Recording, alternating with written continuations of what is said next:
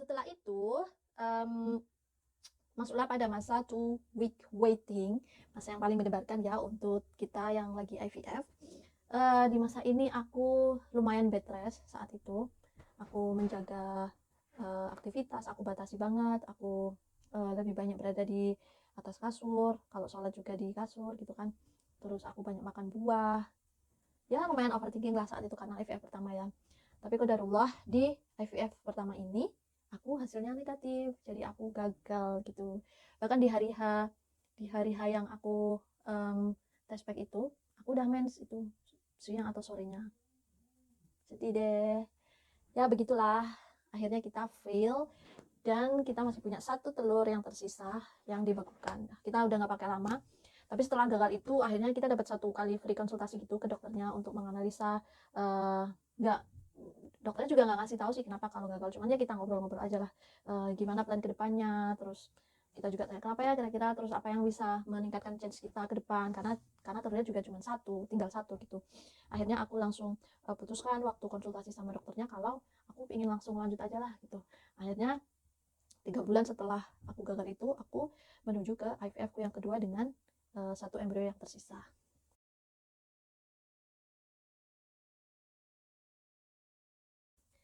Nah di IVF ku yang kedua ini aku pikir udah nggak pakai suntik-suntik lagi ya, tinggal masukin aja karena telurnya kan udah ada.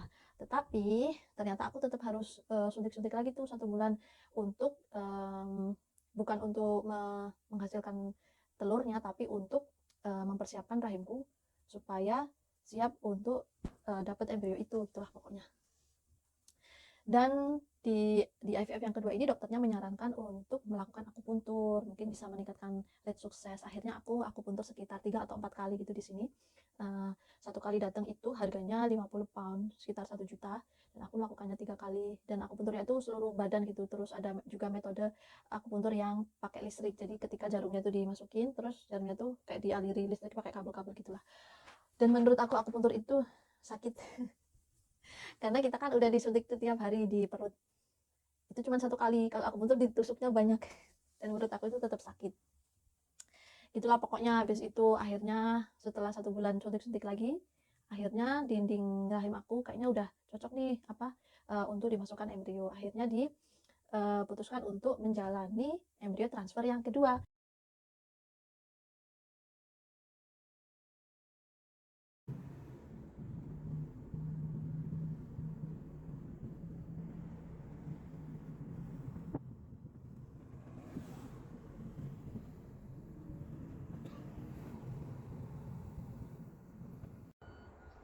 Hari ini waktunya embrio transfer, tanggal 29 Juni jam 10. Kita nunggu di depannya nih, Women and Clinic, Women and Children.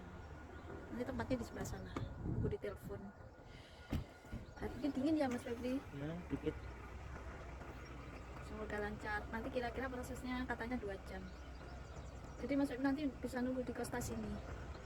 Aku di dalam sendirian.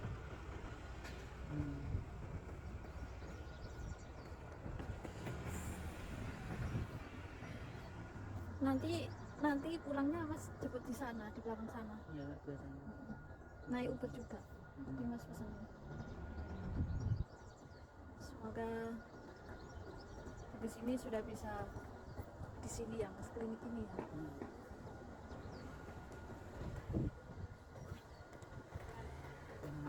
Nah karena embrio transferku yang pertama itu aku kesakitan dan aku bilang itu ke dokternya gitu kan, aku khawatir apa mungkin karena itu aku nggak relax gitu kan, terus gagal gitu. Akhirnya yang kedua ini dokternya ngasih aku pil gitu lah, pil untuk aku relax 1 jam sebelum ditransfer. Mungkin pilnya tuh bikin, kalau nggak salah tuh bikin aku kayak ngantuk gitu loh, jadi biar aku lemes gitu ya.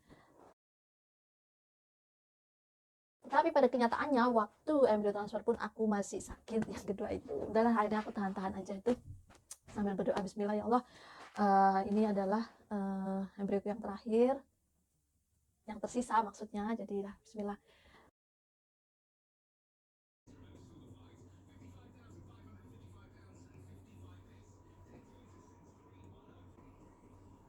Setelah itu 2 weeks waitingku yang kedua ini masih sama, tapi aku lebih strict lagi untuk kegiatanku. Aku di rumah aja 1 bulan, maksudku 2 minggu, dan alhamdulillah hasilnya positif. Yeay. Jadi ini adalah test packku pertama yang positif selama 5 tahun menikah. Senang sekali. Nah, aku akhirnya langsung ngabari kedua orang tuaku yang ada di Indonesia, dan kami semua senang, bersyukur. Tapi aku nggak ngabari sampai teman aku sama sekali, karena aku masih insecure, masih takut kan, karena test pack itu kan cuman deteksi awal tuh. Deteksi lebih akuratnya nanti waktu USG kalau sudah ada detak jantungnya. Habis itu kita ngabari ke CRM-nya lagi. Jadi nggak kayak di Indonesia ya, yang kita blood test gitu, blood test ke kliniknya lagi. Tapi kita cuman disuruh tes urin aja di rumah. Nanti kalau hasilnya positif atau negatif, kita suruh kirim email tuh ke kliniknya. Kalau negatif ya dia masih simpati lah, emailnya dibales I'm sorry dan kawan-kawannya itu. Tapi yang kedua ini alhamdulillah aku positif, dan dia kasih tanggal tuh untuk confirm untuk USG yang untuk memastikan kehamilan aku, kalau nggak salah itu 2 minggu setelah test pack itu. Jadi aku sekitar bulan Agustus insya Allah ya, Agustus itu aku ke rumah sakit lagi, dan kali ini aku super hati-hati banget kalau jalan pelan karena aku mau USG perutku yang pertama kali. Hari ini kita mau first scan setelah transfer tanggal 29 Juli kemarin. Ini pertama kali aku keluar rumah. Bulan-bulan.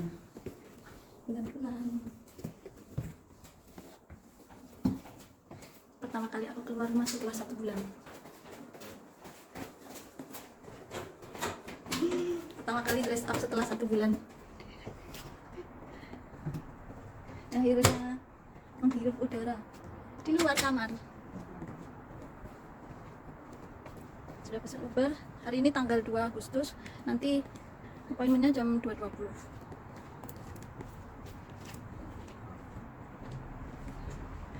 I'm so nervous.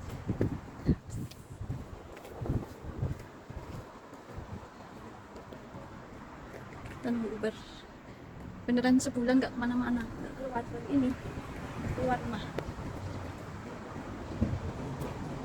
Kita sudah sampai di reproductive medicine. Semoga nggak ramai.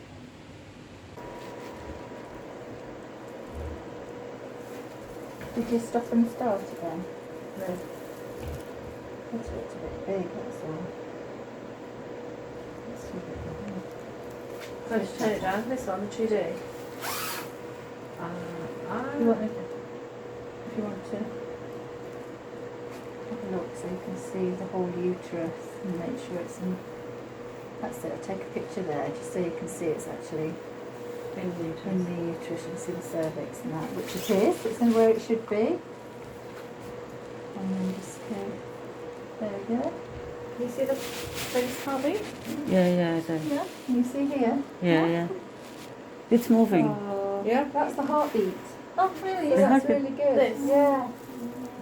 The little heart pounding away. Yeah. That's what we're looking for today. We're making sure that the pregnancy is in your uterus, and we're also checking that we can see a heartbeat, which we can. And those baby's heart. Yeah. Congratulations. It beats so fast. Yeah. I know, That's yeah, normal. it does beat really fast. That's normal, that's good. We want that. So- look Is that okay? Ya.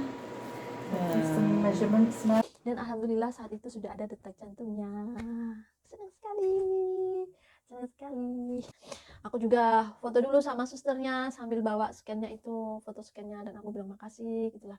Akhirnya aku lulus dari CRM, Center for Reproductive Medicine, dan aku ditransfer ke klinik untuk ibu hamil dan anak yang ada di gedung sebelahnya.